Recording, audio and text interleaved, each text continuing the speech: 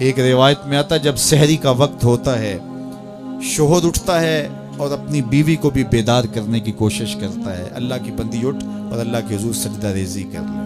وہ رحمتوں کے بٹنے کے لمحے ہیں، دعاؤں کی قبولیت کی گھڑیاں ہیں، انوار اترتے ہیں ان لمحوں میں، رزق بٹتا ہے ان لمحوں میں۔ تو وہ اٹھتا ہے اور اپنی بیوی کو بھی بیدار کرنے کی کوشش کرتا ہے۔ سارے دن کی تھکی ہوئی خاتون اٹھ نہیں پاتی تو خیر وہ خود وضو کرنے چلا جاتا ہے، لیکن اس کے دل میں بے چینی ہوتی ہے کہ یہ بھی کبھی اٹھ کے اللہ کے حضور سجدہ ریز ہو جائے تو کیسا اچھا لگے۔ یہ سچی محبت کی علامت ہے۔ خیر اسے خیال آتا ہے اور وہ پانی کا چلو ساتھ لیے آتا ہے اور اپنی بیوی کے چہرے پہ چھڑک دیتا ہے اور خود مصلی بچھا کے نماز پڑھنے لگ جاتا ہے۔ بیوی اٹھتی ہے، دیکھتی ہے میرا شوہر نماز میں ہے، اسے بھی خیال آتا ہے، اٹھتی ہے جلدی سے، وضو کرتی ہے، مصلی بچھا کے شوہر کے قریب نماز پڑھنے لگ جاتی ہے۔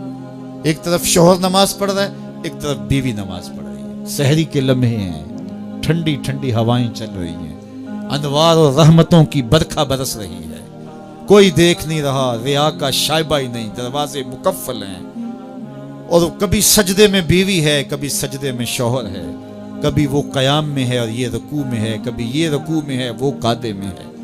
دونوں سحری کے وقت اللہ کے حضور سجدہ ریز ہے، میاں بیوی۔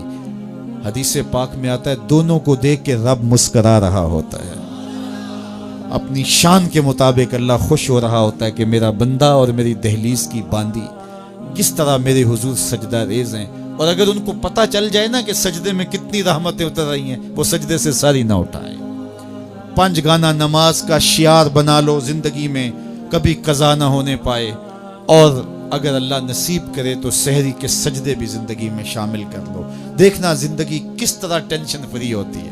آج ہر بندہ کہتا ہے مشکلیں، او میاں جس وقت مشکلیں ٹلتی ہیں، جس وقت مصیبتیں زائل ہوتی ہیں، وہ لمحے تو سو کے گزار رہا ہوتا ہے۔ صبح اٹھ کے نمازی بھی ٹکریں مار کے جلدی جلدی صبح کا وقت گزارنے کی کوشش کرتے ہیں میرے جیسے نکمے لوگ، لیکن صاحب نہیں، وہ وقت تھوڑا سا دیجئے، اس وقت میں بیٹھیے اور اللہ کے حضور سجدہ ریزیوں کا مزاج بنائیے۔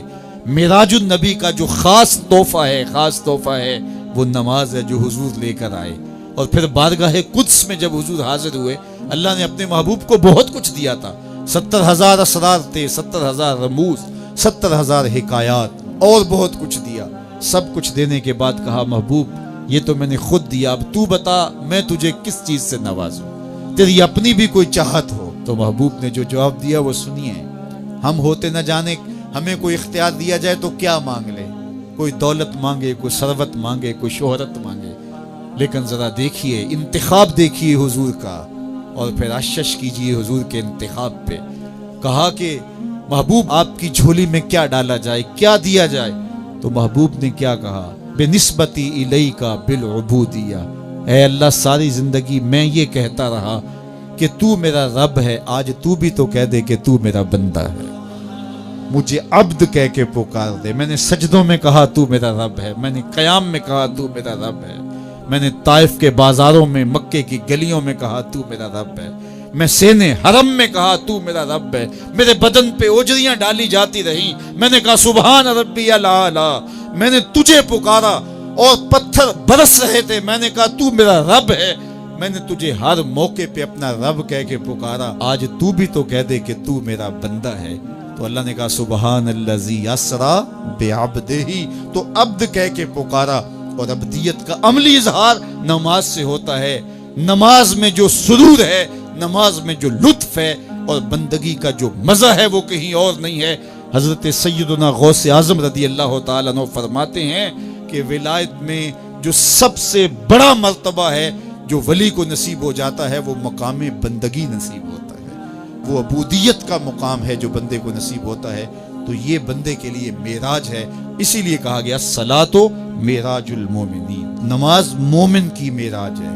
حضور تو وہاں تک پہنچے جہاں کسی کا تخیل بھی نہیں پہنچ سکتا، لیکن بندہ اس معراج کا حصہ لینا چاہے اور اس کی برکتیں سمیٹنا چاہے تو پیشانی سجدے میں رکھ کر کے اللہ کے حضور بندگی پیش کرے۔ اللہ ہم سب کو اپنے حضور عجز و نیاز کے سجدے نصیب فرمائے۔